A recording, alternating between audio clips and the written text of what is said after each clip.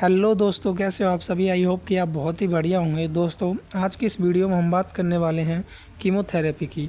तो कीमोथेरेपी क्या होता है, इसके प्रिंसिपल क्या क्या हैं, इसके पर्पस क्या क्या हैं एंड इसके रूट क्या क्या हैं एडमिनिस्ट्रेशन के, एंड कॉमन कीमोथेरेपी ड्रग कौन कौन से हैं, एंड कॉमन साइड इफ़ेक्ट क्या क्या हैं, एंड नर्सिंग मैनेजमेंट क्या क्या है दोस्तों, एंड आफ्टर कीमोथेरेपी क्या क्या है। तो इन सब को आज की इस वीडियो में हम कंसीडर करने वाले हैं। तो चलिए दोस्तों स्टार्ट करते हैं। दोस्तों, यदि आपने अभी तक हमारे चैनल को सब्सक्राइब नहीं किया है तो हमारे चैनल को सब्सक्राइब करें एंड बेल आइकन को प्रेस करें एंड वीडियो को ज़्यादा से ज़्यादा दोस्तों के पास शेयर करें। तो दोस्तों स्टार्ट करते हैं आज की इस वीडियो को।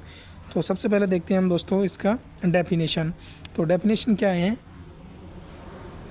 ये कीमोथेरेपी का एक ऐसा कैंसर ट्रीटमेंट है जिसमें anti cancer drugs, cytotoxic drugs का उपयोग कैंसर सेल को डिस्ट्रॉय करने और उनकी ग्रोथ और मल्टीप्लिकेशन को रोकने के लिए किया जाता है।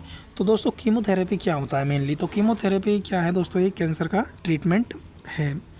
क्या है दोस्तों, ये कैंसर का ट्रीटमेंट है जिसमें एंटी कैंसर ड्रग हैं, उनका एंटी कैंसर ड्रग जिन्हें साइटोटॉक्सिक ड्रग भी कहते हैं का उपयोग कैंसर सेल को डिस्ट्रॉय करने के लिए या उनकी ग्रोथ और मल्टीप्लिकेशन को रोकने के लिए किया जाता है दोस्तों।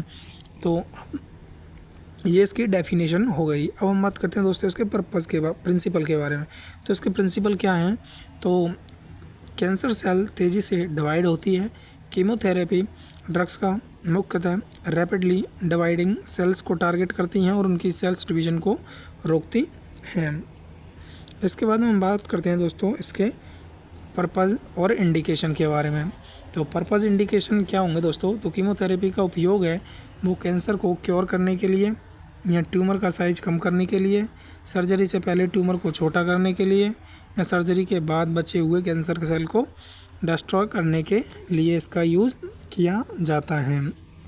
अगला है दोस्तों वो है एडवांस्ड कैंसर में सिम्टम कम करने के लिए पैलिएटिव थेरेपी में, एंड एडजुवेंट थेरेपी में, एंड नियो एडजुवेंट थेरेपी में। इसके बाद में जो नेक्स्ट पर्पज़ है, ये इंडिकेशन है, वो है दोस्तों कैंसर को बॉडी के दूसरे पार्ट में सेपरेट होने से रोकने के लिए। इसके बाद में हम देखते हैं दोस्तों रूट ऑफ एडमिनिस्ट्रेशन। तो जो कीमोथेरेपी हैं उनको हम अलग अलग रूट से दी जा सकती हैं। तो ये दोस्तों आई भी दी जा सकती है, ओरल भी दी जा सकती है, IM भी दी जा सकती है, इंट्रामस्कुलर सबक्यूटेनियस भी दी जा सकती है, इंट्राथीकल भी दी जा सकती है, इंट्रापेरिटोनियल दी जा सकती है, एंड टॉपिकल भी कुछ स्पेसिफिक कैंसर में दी जा सकती है। तो दोस्तों इंट्रावेनस है या IV जो रूट है वो सबसे कॉमन रूट है। एंड देन इसके बाद में जो इंट्राथीकल है दोस्तों वो CSF में है। टॉपिकल है, कुछ स्पेसिफिक कैंसर में ही ये यूज़ होता है। इसके बाद में हम बात करते हैं दोस्तों कॉमन कीमोथेरेपी जो ड्रग्स हैं उनके बारे में।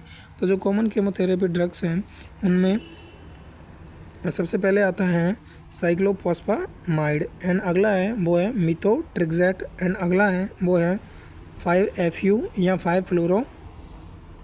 5-फ्लोरोयूरेसिल, अगला है वो है सिस्प्लेटिन, एंड अगला है वो है कार्बोप्लेटिन, एंड अगला है दोस्तों वो है डॉक्सोरुबिक्सिन, एंड अगला है वो है विंक्रिस्टिन, एंड इससे अगला है दोस्तों वो है पैक्लिटैक्सिल, अगला है वो है डोसेटाक्सिल।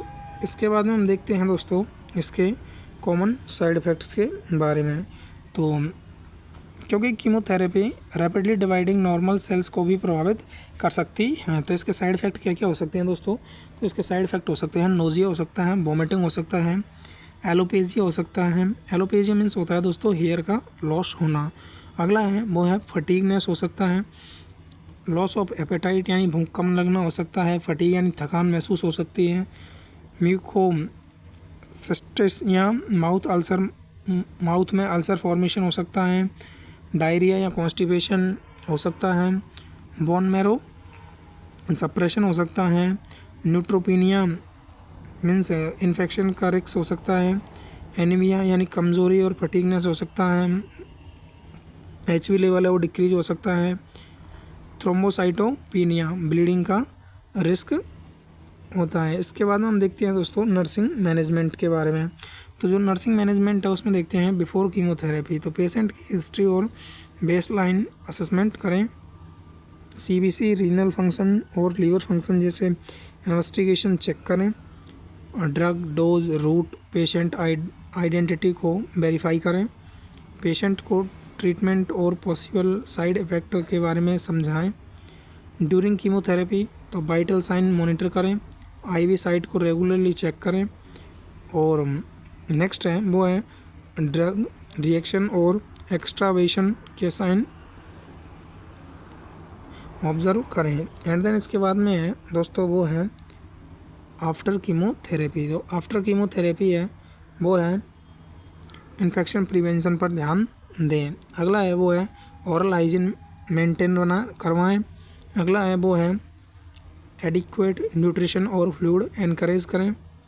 अगला है वो है ब्लीडिंग फीवर या अन्य कॉम्प्लिकेशंस को मॉनिटर करें। एंड इसके बाद में है वो है फॉलो अप ब्लड इन्वेस्टिगेशन करवाएं। तो दोस्तों ये थी हमारी आज की वीडियो जिसमें हमने कीमोथेरेपी के डेफिनेशन, प्रिंसिपल, इंडिकेशन के बारे में देखा and before and after nursing management को भी देखा। तो दोस्तों आज के लिए थैंक यू। दोस्तों यदि आपने अभी तक हमारे चैनल को सब्सक्राइब नहीं किया है तो हमारे चैनल को सब्सक्राइब करें एंड बेल आइकन को प्रेस करें। दोस्तों यदि वीडियो अच्छी लगी हो तो कमेंट करें। थैंक यू दोस्तों।